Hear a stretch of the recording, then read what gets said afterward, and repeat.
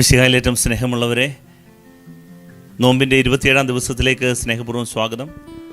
നമുക്കിന്ന് ദൈവരാജ്യത്തിൻ്റെ നീതിയെക്കുറിച്ച് ചിന്തിക്കാം.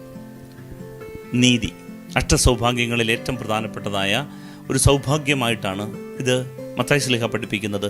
8-ാമത്തെ ഭാഗ്യം, നീതിക്ക് വേണ്ടി പീഡനമേൽക്കുന്നവർ ഭാഗ്യവാന്മാർ, അവർ സ്വർഗത്തിൽ പ്രവേശിക്കും, അവർക്കാണ് സ്വർഗരാജ്യം. പ്രിയപ്പെട്ടവരെ, എന്താണ് നീതി? എന്തല്ല നീതി എന്ന് ചിന്തിക്കുന്നതാണ് കൂടുതൽ എളുപ്പം. പലരും കരുതുന്നത് നീതി എന്ന് പറയുന്നത് ഒരുവൻ അവൻ്റെ അവകാശത്തിന് വേണ്ടി നിലകൊണ്ട്, ഒരുവൻ അവൻ്റെ അവകാശം നേടിയെടുക്കാൻ വേണ്ടി വല്ലാതെ കഷ്ടതകളും പീഡനങ്ങളും ഏൽക്കുമ്പോൾ ആ പീഡനങ്ങൾക്കൊടുവിൽ അവന് നീതി ലഭിച്ചു. അപ്പോൾ അവൻ വിചാരിക്കുകയാണ്, എനിക്ക് സ്വർഗം കിട്ടും. യഥാർത്ഥത്തിൽ ഇതാണോ നീതി? ഒരുവൻ്റെ സ്വർഗരാജ്യപ്രാപ്തി എന്ന് പറയുന്നത് അവന് നിഷേധിക്കപ്പെടുന്ന അവകാശങ്ങൾ നേടിയെടുക്കുന്നത് വഴി കിട്ടുന്നതാണോ? അതിനുവേണ്ടിയുള്ള സഹനം കൊണ്ടാണോ ഒരുവന് സ്വർഗരാജ്യം കിട്ടുക?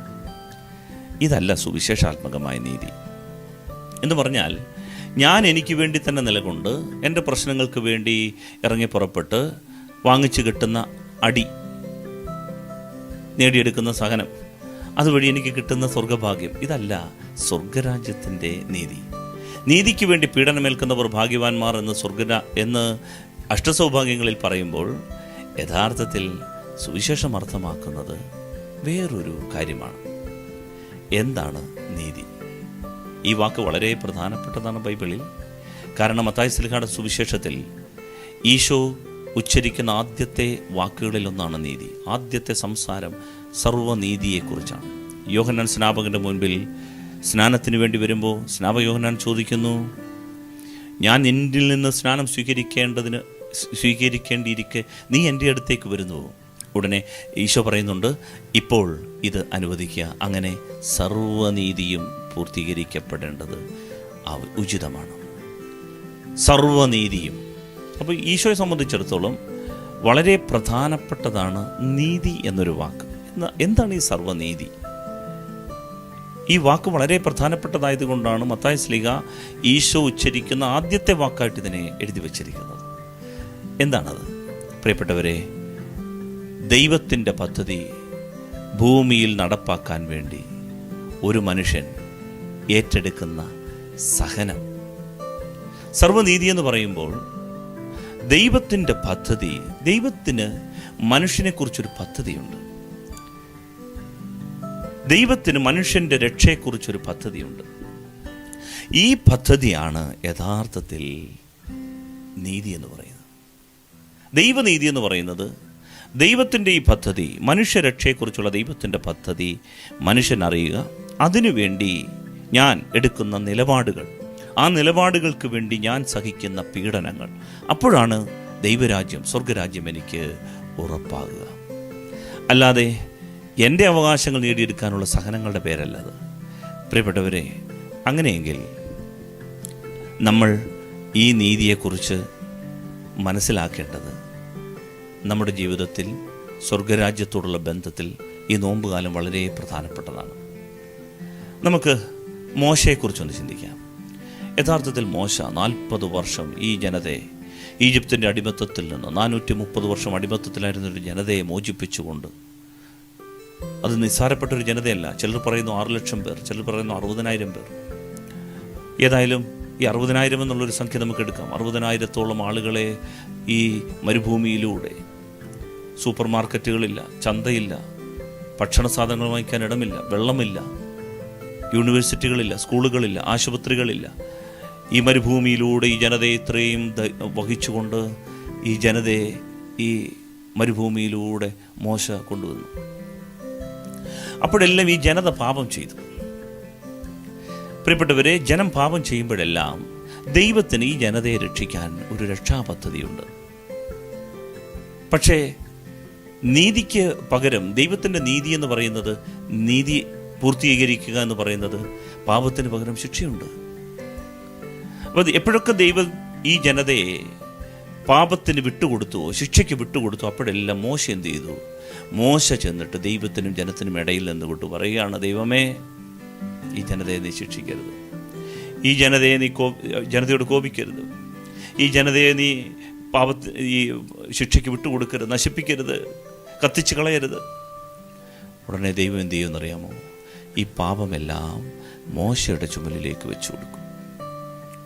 പ്രിയപ്പെട്ടവരെ, അങ്ങനെ ഇതൊരു തവണ നടന്ന സംഭവമല്ല.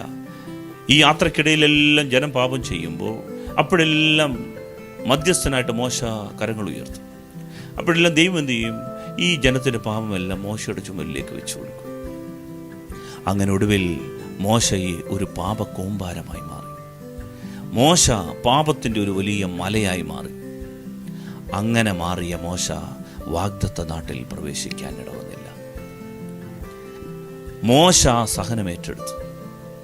മോശയ്ക്ക് വാഗ്ദത്ത നാട്ടിൽ പ്രവേശിക്കാൻ പറ്റാതെ പോയതിൻ്റെ കാര്യം എന്താണ്? മോശ പകരം കൊടുക്കേണ്ടി വന്നു. ദൈവത്തിൻ്റെ പദ്ധതി ഈ ഭൂമിയിൽ നിറവേറാൻ വേണ്ടി ദൈവമക്കൾ എടുക്കുന്ന സഹനത്തിൻ്റെ പേരാണ് യഥാർത്ഥത്തിൽ സ്വർഗരാജ്യ പ്രാപ്തിക്ക് കാരണമാകും.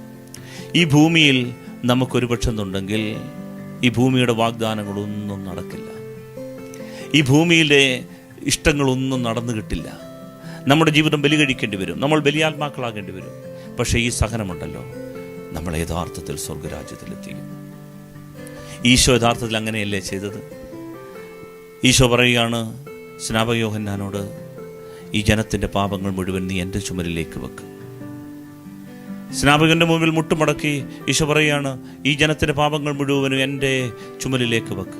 അങ്ങനെ നീ എന്നെ എടുത്ത് ഈ വെള്ളത്തിലേക്കിട്. അങ്ങനെ ഞാൻ ഈ ലോകത്തിൻ്റെ പാപത്തിന് വേണ്ടി മരിക്കും. അതുകൊണ്ടാണ് ഈശോ നഗരത്തിന് പുറത്ത് വെച്ച് കൊല്ലപ്പെടുന്നു എന്ന് പറയുക.